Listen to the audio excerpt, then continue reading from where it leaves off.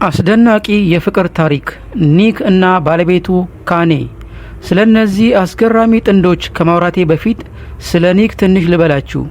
ይህ የእግዚአብሔር ሰው ሲወለድ ያለ እጅና እግር ነበር።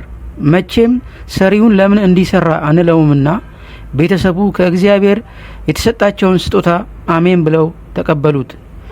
ይህ በአስቸጋሪ ሁኔታ ወደ ፕላኔታችን የመጣ ሰው ለብዙዎች መነሳት መታነጽ ምክንያት ይሆናል ብሎ ያሰበው ሰው አልነበረም።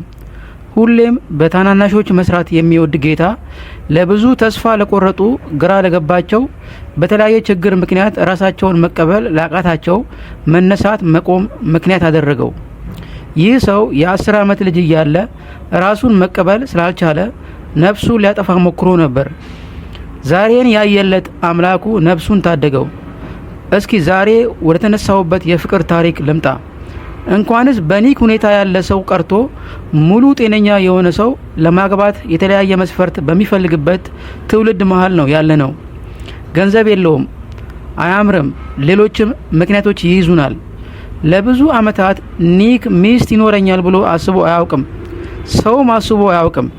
በ2008 የዚህን ሰው የፍቅር ህይወት የሚቀይር አጋጣሚ ተፈጠረ።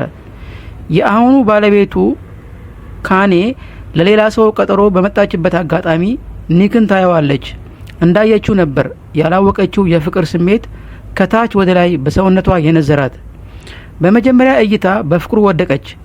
ያ እንዲህ አይነቱን ነገር የማያውቀው ኒክ ስለ ፍቅር ማሰብ ጀመረ። አንድ ቀን ኒክ ለባለቤቱ የአግቢኝ ጥያቄ ይጠይቃል። የብዙዎች ጥያቄ እንዴት ቀለበት አሰርላት የሚል ነው። ይህ ታምረኛ የእግዚአብሔር ሰው አይንሽን ጨፍኚ ብሎ ግንባሯን ሳም አድርጎ አይኗን ስትገልጥ የአግቢኝ ቀለበት ጣቷ ላይ ጠልቆ ነበር። እንባዋ ፈሰሰ። በሲቃ አዎ አገባሃለሁ አለችው። ቃሏን ጠብቃ አገባችው። ይህ ልብ ወለድ አይደለም፣ እውነት ነው። ይህ ነው ፍቅር ከላይ ማለት። በፍቅር ለፍቅር አብረው ይኖራሉ።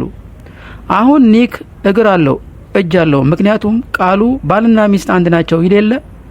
የሷ እጅ የሱ እጅ ነው፣ የሷ እግር የሱ ነው። አብረው ይሄዳሉ፣ አብረው ያስባሉ። የሚደንቅ አይነት አንድነት። አሁንማ ሁለትን አልፈው 4 ሆነዋል። ተጋብተው ወልደው ከብደዋል። ኒክ ይጽፋል፣ ሰዎችን በአለም ዙሪያ እየዞረ ያነቃቃል። ሚስቱ የቤት እመቤት ሆና የቤቱን ስራ ትከውናለች። ጫናው እሷ ላይ ቢያየልም በእግዚአብሔር ጸጋ በፍቅር ከምትወደው ባሏና ልጆቿ ጋር በደስታ ትኖራለች። ክፉ አያያችሁ፣ ይሰውራችሁ። የአብርሃምና የሳራ ጋብቻ ያድርግላችሁ። ከዚህ ምን ትማራላችሁ? ዛሬም በዚህ ዘመን እንዲህ አይነት እውነተኛ ፍቅር መተሳሰብ ያስፈልገናል።